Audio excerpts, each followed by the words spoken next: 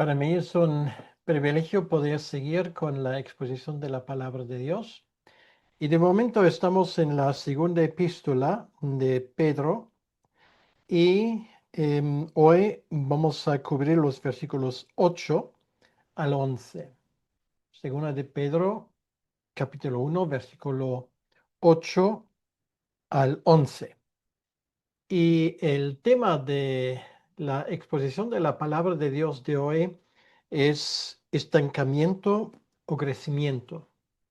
Pedro sigue hablando de algunas de las características de la vida cristiana y de cierta manera lo que él está haciendo es un desglose pormenorizado de los elementos que componen la vida cristiana y como todo esto, cual un engranaje de relojería punta, está contribuyendo para que la vida cristiana funcione. Este es el tema y esto vamos a abordar hoy y creo que va a ser bastante interesante lo que hoy Pedro nos va a explicar. Pero antes de llegar a esto, vamos a escuchar el pasaje en cuestión.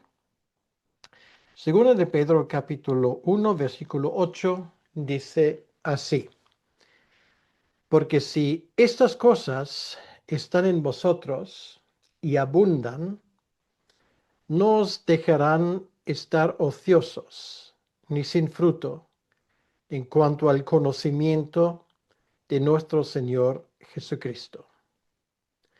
Pero el que no tiene estas cosas tiene la vista muy corta, es ciego, habiendo olvidado la purificación de sus antiguos pecados. Por lo cual, hermanos, tanto más procurad hacer firme vuestra vocación y elección, porque haciendo estas cosas no caeréis jamás. Porque de esta manera os será otorgada amplia y generosa entrada en el reino eterno de nuestro Señor y Salvador Jesucristo. Hasta aquí la lectura de la palabra de Dios y vamos a pedirle al Señor que Él nos bendiga en este tiempo. Oremos. Señor, una vez más te damos las gracias por este privilegio de poder abrir tu palabra para entender lo que nos quieres decir. Señor, qué preciosidad tenemos en este capítulo y estos versículos que nos demuestran cómo nuestra vida como creyentes debería funcionar. Ayúdanos, Señor, a entender los pormenores, los detalles de este pasaje y sobre todo, Señor, ayúdanos a aplicarlos a nuestra vida espiritual. Te lo pedimos, Señor, en tu nombre. Amén. Estancamiento o crecimiento. Es un fenómeno observable por doquier, un fenómeno triste, de que hay muchos creyentes que empiezan con mucha alegría y con mucho empuje, pero infelizmente a lo largo de los meses y de los años pierden ímpetu. Y uno a veces se pregunta, ¿y por qué tantas personas se contentan con una vida espiritual mediocre? Realmente una vida espiritual, si se destaca por una cosa, por una constante, es la constancia en el estancamiento. Quiero decir, ni van para adelante ni van para atrás. Y si hay una tendencia, pues más bien uno tiene la impresión que va hacia atrás. Esto no es normal, obviamente, y las razones de esto lo vamos a analizar en este pasaje. Pedro nos está hablando de la fe, quiere decir, de esa redención que como creyentes hemos aplicado a nuestras vidas, la redención de Cristo, esta entrada en una nueva esfera ese recibimiento de una nueva vida. Y esto obedece a una serie de reglas, porque igual que una planta nueva, lo que ahora toca es no mantener el status quo, sino buscar el crecimiento, de conocer a Cristo y a su reino cada vez más. Esta es la idea. Y por lo tanto, en los versículos anteriores, Pedro nos había hablado de una serie de calidades que aparecen en una vida cristiana no como algo extraordinario, sino como un resultado, un fruto normal de lo que hay que esperar precisamente de la vida cristiana.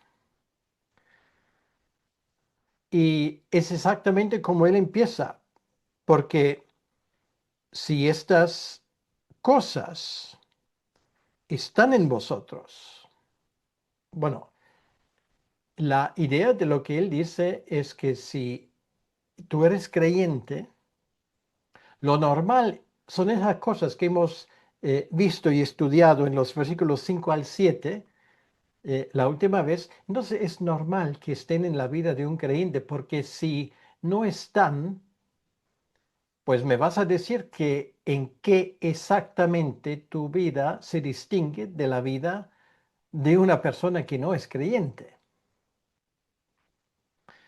Si estas cosas están en vosotros, o podríamos también traducir, ya que esas cosas están en vosotros, porque es lo normal, y ahora añade una cosa, y abundan. O sea, la cuestión no solamente es la presencia, sino la abundancia. Esa abundancia presupone crecimiento. Y esto es un principio que podemos observar en el mundo alrededor nuestro. Empezamos con la misma creación, una planta. Si una planta no crece y si no hay abundancia de fruto al final, pues esa planta, sea un árbol, sea una flor, da igual, está enferma. Realmente su destino es ser arrancado y allá al cubo de basura. Lo mismo ocurre con los animales, lo mismo ocurre con un ser humano. Si un ser humano no crece, si no aumenta el peso, es señal de alarma, porque algo no está bien, no es normal que haya estancamiento en el desarrollo tanto mental como físico de un ser humano. Lo mismo observamos en la economía. Si una economía, si una empresa no crece, solamente se mantiene, pues entonces quiere decir que algo va mal, está mal gestionada. Y este principio del crecimiento lo podemos aplicar a muchas cosas. Si la vida de un creyente, si en la vida de un creyente no hay abundancia de ese fruto que se ha descrito en los versículos 5 al 7, si no hay crecimiento, estamos hablando de una cosa que no es normal. No es normal que un creyente no avance. Bueno, si constatamos esto, ya estamos constatando una cosa importante. Luego uno se pregunta, entonces, ¿por qué hay tanto estancamiento alrededor mío? Porque incluso mi propia vida de creyente puede estar estancada. ¿Por qué? ¿Cuál es la razón? Bueno, a esto vamos a llegar en un momento. Pero vamos a hablar del caso ideal, el caso al que alude Pedro en estos versículos. Y aquí dice, bueno, entonces si todo esto hay en vosotros, si hay un crecimiento en vosotros, no os dejarán esas cosas, estar ociosas. Y esto es muy interesante. ¿Qué es estar ocioso? Estar ocioso no es tomarte un respiro de vez en cuando. Esto incluso es bueno, es legítimo. Nuestro Señor Jesucristo ha animado a esto. Pero una vida ociosa es una vida que se contenta con el status quo. Y ojo, eso no quiere decir que no debemos de estar contentos con las circunstancias de nuestra vida. No estamos hablando de eso. Estamos hablando de otra cosa. Estamos hablando de que tu fervor por el Evangelio te debería llevar precisamente a llevar una vida no ociosa. La cuestión no es estar o no estar contento con las circunstancias de tu vida, sino progresar en tu propia vida. Y es una pregunta que yo hago a la gente que me quiere escuchar una y otra vez. Y la pregunta es, ¿hasta dónde quieres llegar? Hoy, el fin de semana que viene, el mes que viene, el año que viene y al final de tu vida. ¿Cuál es el propósito de tu vida? ¿Qué huellas vas a dejar atrás? ¿Qué herencia vas a dejar atrás? Tus hijos, la gente de tu entorno, la gente de tu iglesia, ¿qué bendiciones van a recibir de ti? Y pensando en esas cosas, esto hace que no estamos ociosos. Tenemos una misión por cumplir. Y esto no se define en cuestión de contrato de trabajo o de una jornada regulada de 8 horas o algo por el estilo. Eso se define en el fervor que tú tienes para que otros escuchen el Evangelio y para que otros sean edificados en su fe. Tienes una tarea, tienes un trabajo, tienes un ministerio. Y esto irrespectivamente de tu edad no te deja ocioso. Tú no vives para la pensión, tú no vives para disfrutar de tus nietos. Todo esto está bien. Yo no digo que todo esto no tenga su sitio, pero para esto Dios no te ha dejado en este mundo, porque tienes una tarea por cumplir, tienes un ministerio que has recibido de parte de Dios que no te dejará estar ocioso, como dice aquí. Y lo más bonito que sigue ahora, ni sin fruto, si hay fruto, o sea, vas a ver el fruto de no estar ocioso, el fruto de entregar tu vida al Señor y de seguir adelante para el Señor en tantas áreas, pero aquí dice en algo muy específico, conocimiento de nuestro Señor Jesucristo, ni sin fruto en cuanto al conocimiento de nuestro Señor Jesucristo. Ahora, esto quiere decir que el primer beneficiado de seguir creciendo, de no quedarse atrás, de no estar estancado, eres tú mismo. Los demás también, pero en primer lugar tú mismo. ¿Por qué? Porque obedeciendo lo que Dios te manda y lo que Dios pone en tu vida, en primer lugar vas a beneficiarte a ti mismo. ¿Por qué? Porque vas a conocer al Señor mejor. El conocimiento de nuestro Señor, ese conocimiento íntimo de estar de tú a tú con el Señor, de andar con Él todos los días, esto se profundiza en la medida que tú le obedeces. Porque si tú no le obedeces, si no hay ese tipo de fruto en tu vida, no vas a conocer al Señor mejor. Y si no hay ningún tipo de ese fruto discernible en tu vida, la conclusión a la que hay que llegar es que ni siquiera conoces al Señor. Claro, se puede imitar la vida cristiana, puedes engañar a los demás, pero no puedes engañar a Dios.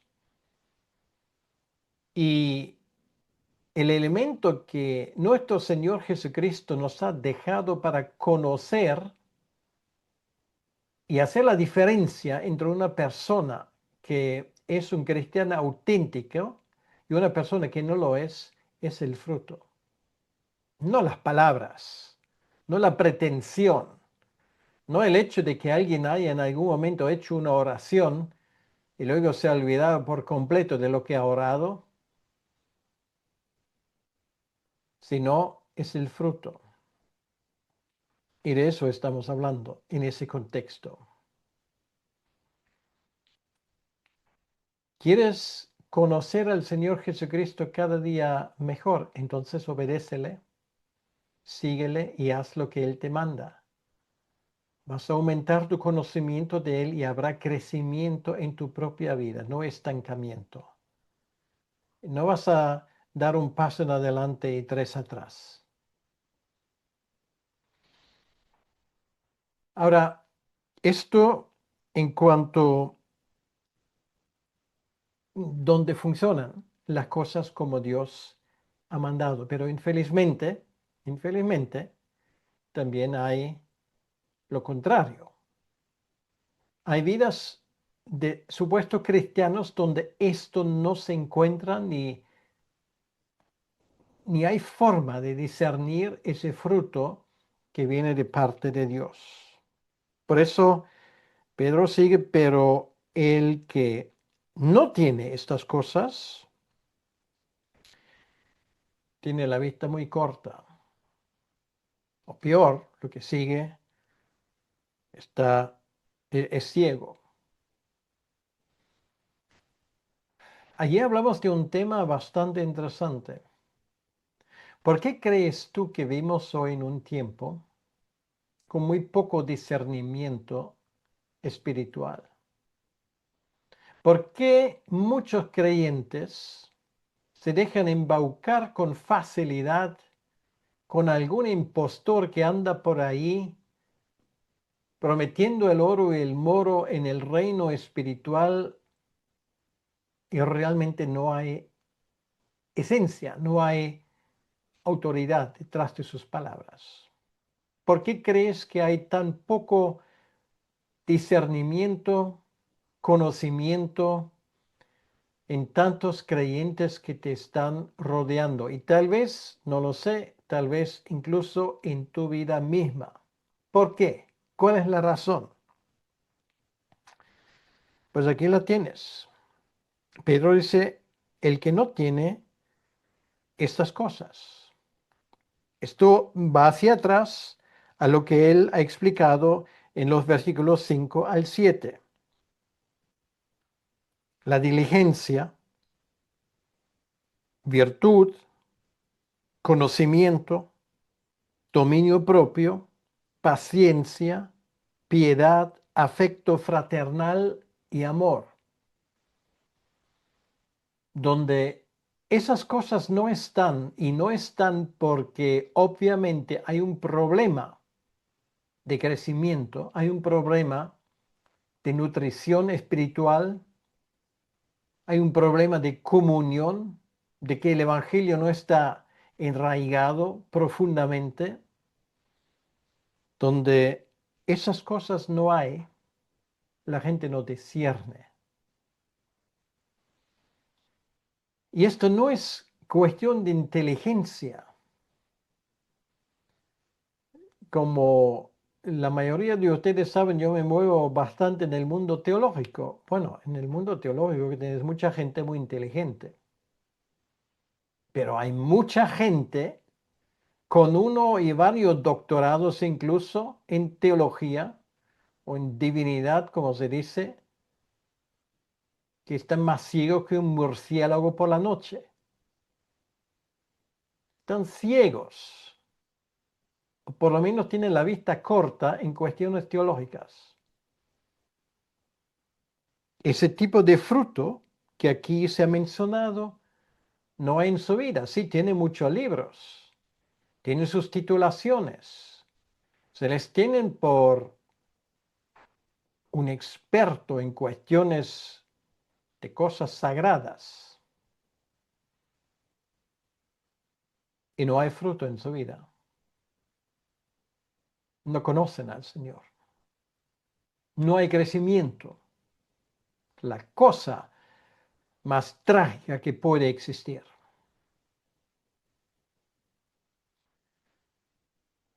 Yo quiero que esto no te pase ni a ti ni a mí. Esa vista corta, esa ceguera es un mal endémico en nuestras iglesias, donde falta la pasión bien dirigida por la palabra de Dios. Hay ceguera y hay vista corta. La gente da tumbos por la pared y en contra de uno al otro continuamente, no avanzan. Solamente reina la confusión y el estancamiento.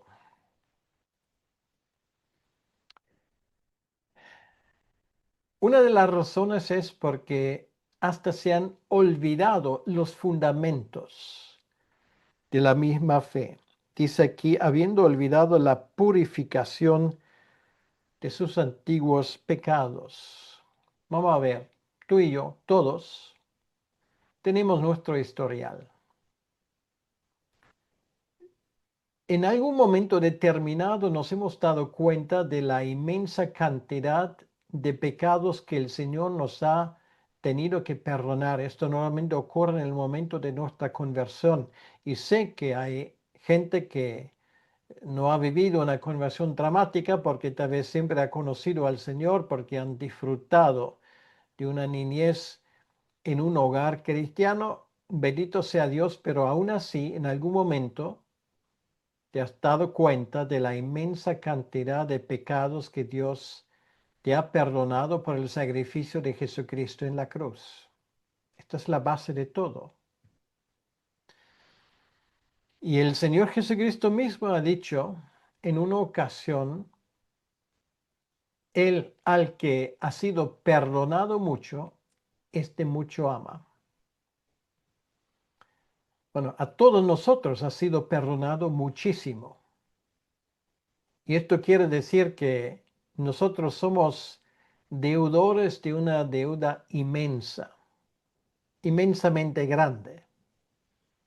Y si te fijas en esto, de que realmente el hecho de que hoy estás disfrutando un lugar privilegiado en el reino de Dios, habiendo conocido a Cristo, habiendo disfrutado de su redención, habiendo aplicado su sangre en tu vida, ¿sabes lo que esto debería causar en tu vida? Un empuje hacia adelante, un tremendo afán de extender el reino de Dios, de buscar ese reino primero. Al que ha sido perdonado mucho es que mucho ama, y el que mucho ama busca primeramente el reino de Dios y su justicia. Muchas veces es porque nos hemos acostumbrado. Bueno, Dios me perdona por medio de los méritos de Cristo, porque al fin y al cabo esto parece que es su trabajo. Bueno, lo digo de una forma muy, muy irónica, pero de hecho es lo que parece que mucho cristiano está pensando. Y las cosas no son así. Dios no tenía que perdonarte. Nada le ha podido obligar a hacerlo. Él lo ha hecho simplemente porque te quiso perdonar. ¿Y por qué? Ah, por una elección que no radica en tus méritos, porque es soberana elección de parte de Dios. Todo es gracia. Ahora, si una vez más piensas en esto, lo que Dios te ha tenido que perdonar por la sangre de Cristo, es que ¿cómo puedes hacer otra cosa que servir a tu Dios de todo corazón. Por esto es lo que Pedro aquí escribe. Esa persona es ciego, habiendo olvidado la purificación de sus antiguos pecados. Ese peligro es real, ese peligro existe. Y si tú en ese momento te das cuenta que es un mensaje para ti, gloria a Dios. No se lo agradezcas a mí, sino al Señor, porque el Señor te está hablando a través de su palabra. Hay una consecuencia de sacar de todo esto, si Dios te está hablando. Esta es la razón porque el versículo 10 empieza con las palabras por lo cual, hermanos. Se está dirigiendo a creyentes que tal vez han olvidado esas cosas de las cuales acabamos de hablar. ¿Y qué es lo que hay que hacer? ¿Qué es la consecuencia? La consecuencia es tú y yo tenemos que vivir a la altura del llamamiento que hemos recibido. Lo digo de nuevo. Tú y yo, siendo cristianos, tenemos que vivir a la altura del llamamiento que hemos recibido. Y esto se traduce en lo que Pedro escribe aquí, por lo cual, hermanos, tanto más procurad hacer firme vuestra vocación y elección. Y alguien va a decir, pero José, no acabas de decir que la elección de Dios es soberana, que no se basa en mi mérito. Sí, es exactamente así, desde el punto de vista de Dios. Lo que pasa es que nosotros no sabemos quién lleva la etiqueta elegido por Dios en la frente y quién no. Por lo tanto, nosotros tenemos que predicar el Evangelio a todo el mundo. Y lo que esto significa particularmente, si Dios te ha llamado y su llamado, según Romanos 8, se basa en su libre elección, no guste o no guste o no nos guste, pero es un hecho. Si las cosas son así, entonces tienes que hacer firme tu vocación y elección. Y ahora, ¿qué quiere decir hacer firme? Hacer firme es una expresión que nos quiere decir que esto se note en tu vida. Quiere decir, si Dios te ha elegido, si Dios te ha llamado, que se note en tu vida. Esto es lo que quiere decir. Y si no se nota en tu vida, si no hay ese tipo de fruto, entonces es algo preocupante. Yo estoy un defensor a ultranza y absolutamente de que la salvación no se pierda, porque la salvación no se pierde. Es una doctrina claramente establecida en la palabra de Dios. Nosotros no cambiamos de estatus de salvados a estatus de perdido continuamente, no. En ese sentido, si Dios te ha salvado, objetivamente salvado serás para siempre. Y hay que confirmar y afirmar a los creyentes en esto. Pero ojo, solamente aquellos donde realmente tenemos razón para creer que las cosas son así. ¿Y cómo lo sabremos? Lo sabremos, lo has averiguado seguramente, Mateo 7, por su fruto.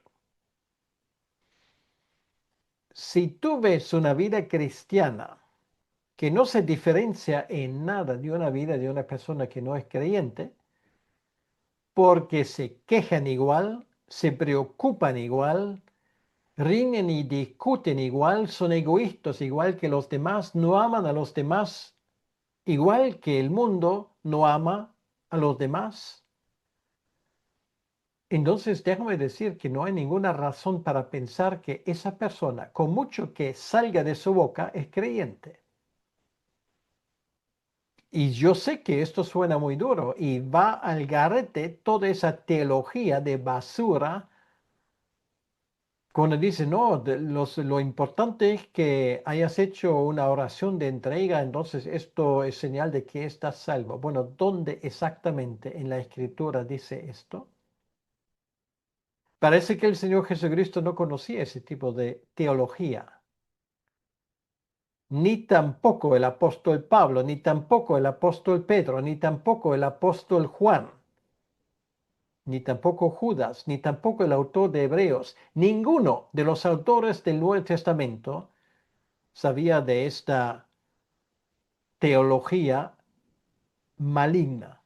Y sin embargo, se ha extendido tanto hoy en día. Yo he estado presente en supuestas campañas evangelísticas donde la señal de una persona llegando al Señor era simplemente levantar la mano o rellenar una tarjeta.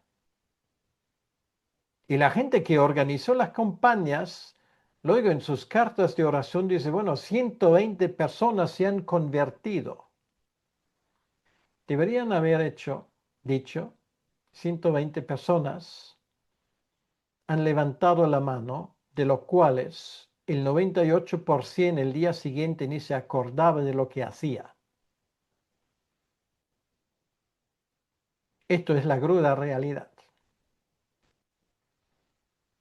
Sí, sirve para embellecer nuestras estadísticas, para engordar nuestro ego como supuestos evangelistas, organizaciones que llevan el evangelio, pero en realidad estamos confirmando a la gente en una fe que no tienen y le estamos dando la seguridad de salvación que no conocen. Por lo tanto, haced firme vuestra vocación y elección.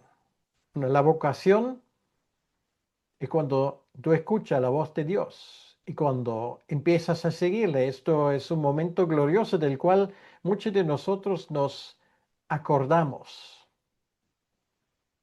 La elección es previo, porque sin elección no hay vocación. Hacerlo firme quiere decir vive a la altura. Tienes que vivir a la altura de tu llamamiento. Se tiene que notar que tú eres creyente. Si esto no se nota, entonces lo más probable es que no lo seas. Con mucho que lo digas. Porque no es por la boca. Por la boca muere el pez. Y en ese sentido también el falso cristiano. Pero por su fruto lo conocerás.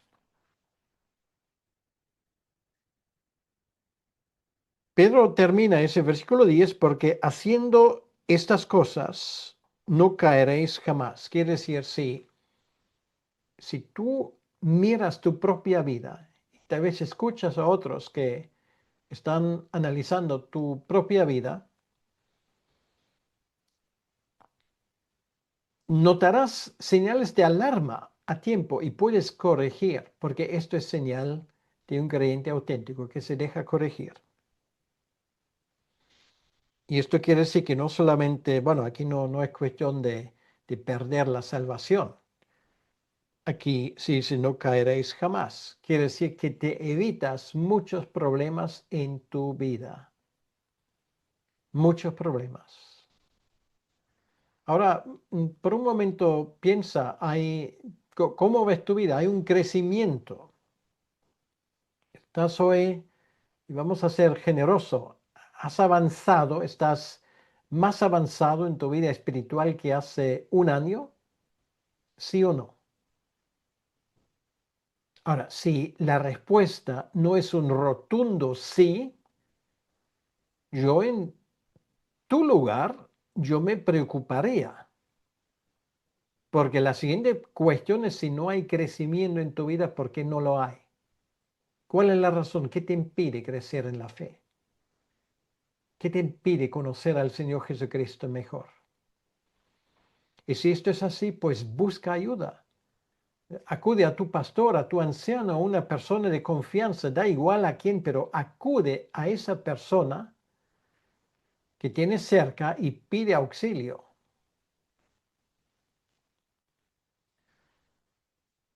Ahora viene el versículo 11 y esto nos habla de un aspecto muy positivo. No solamente vas a evitar eh, una caída, que siempre es algo desagradable en la vida de un creyente.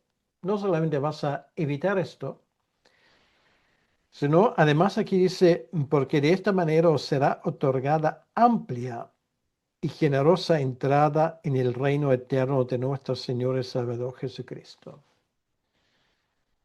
Sí, en un sentido ya estamos en ese reino y en un sentido ya esto lo hemos recibido, ¿vale? Porque estás en casa en el reino de Dios. Es tu reino y eres ciudadano del reino de Dios. Pero a mí me parece que aquí Pedro también tiene en mente algo futuro. Pedro nos ha hablado aquí de tomar medidas para seguir creciendo espiritualmente. Ya lo hemos visto. Así evitamos una caída, así mantenemos nuestra vista activa, no estamos ciegos, tenemos discernimiento. Y si seguimos en esta línea, ¿saben lo que va a ser el final? Una entrada triunfal. Finalmente, en esta vuelta a casa, cuando finalmente estemos en la presencia del Señor. Estamos hablando del final de tu vida aquí, en la tierra. Porque de esta manera os será otorgada amplia y generosa entrada. Quiere decir que va a ser una entrada triunfal. Los ángeles te van a llevar a la presencia de tu Señor. No vas a tener miedo porque sabes que estás cubierto por la sangre de Cristo. Tus obras no las dejas atrás, tus obras te van a seguir, como dice el libro de Apocalipsis. Has vivido una vida no en vano, sino una vida que por la gracia de Dios ha dado su fruto en su tiempo. Hay gente que han conocido la verdad del Evangelio a través de tu testimonio. Otros los has podido fortalecer en su fe. Cada buena obra que tú has hecho en el nombre de Cristo ha beneficiado al mundo. Jesús lo dice, hasta dándole a alguien un vaso de agua en el nombre del Señor. También hoy tienes todo un día para hacer bien por la gloria de Dios. Todo esto va a contribuir que algún día, al inspeccionar tu vida, tú puedes decir ha valido la pena. Sí, otros tal vez han tenido más lujos, han tenido más viajes, han disfrutado de más vacaciones, de más tiempo de ocio, de más comidas en presencia de amigos, han conducido carros mejores, han vivido en casas más amplias y lujosas, no han arruinado su salud por razones del reino de Dios, pero ahora ha llegado el momento de estar en la presencia del Señor. Lo que tú has invertido finalmente dará sus dividendos. Sabes que esta forma de ver la vida cristiana ha dado alas a generaciones pasadas de creyentes que eran mucho más atrevidos, dedicados que nosotros. Y esto es el secreto. amplia y generosa entrada en el reino eterno de nuestro Señor y Salvador Jesucristo. Esto es lo que yo deseo para tu vida. Es lo que yo deseo para mi vida. Cuando nos vayamos de aquí, no nos vayamos llorando por las cosas que vamos a dejar atrás, sino gozosos por las cosas que nos esperan. Y todo lo que ha valido la pena en esta vida, en cuanto a nuestras actuaciones, nuestras obras, nos seguirán. Habrá una continuidad. Pues estos versículos del 8 al 11 son versículos, como dije al inicio, que nos hablan de los detalles de la vida cristiana. Bien, ¿a ti te parece que esto es complejo lo que acabo de decir? Bueno, igual no lo he expresado de una forma adecuada, esto puede ser, pero la verdad como tal es sencilla. Esto empieza, como hemos visto, con ese fruto que tiene que haber la vida en una vida cristiana. Esto tiene que abundar, versículo 8. Tiene que haber un crecimiento. Si no lo hay, señal de alarma, versículo 8. Has perdido el norte, has perdido el fundamento. Te has olvidado de lo que Cristo ha hecho en tu vida. Por lo tanto, no sigas al ejemplo malo, sino al ejemplo bueno. Y no te olvides de una cosa. Haciéndolo, tu entrada en el reino eterno va a ser triunfal. Por lo tanto, yo te aconsejo que vivas el resto de tu vida con esa dedicación que se nutre de esas verdades que se expresan de una forma tan magistral en Primera de Pedro capítulo 1. Vamos a intentarlo juntos con la ayuda del Señor y vamos a conseguirlo y vamos a crecer en nuestra vida cristiana, estar a la altura de nuestro llamamiento y vivir nuestra vida siempre puesto la mirada en la meta. ¿Qué te parece? Pues vamos a orar. Señor, una vez más te damos las gracias por las cosas que Pedro nos ha dicho aquí en este pasaje. Te pedimos, Señor, que tú nos ayudes a seguir a estas pautas. Señor, que nuestra vida no sea una vida estancada, sino una vida marcada por el crecimiento, por el afán, por querer seguir adelante, animar a otros, de acompañarnos en el mismo viaje. Todo esto, Señor, te lo pedimos en tu nombre y para tu honra y para tu gloria. Amén. Que el Señor te bendiga.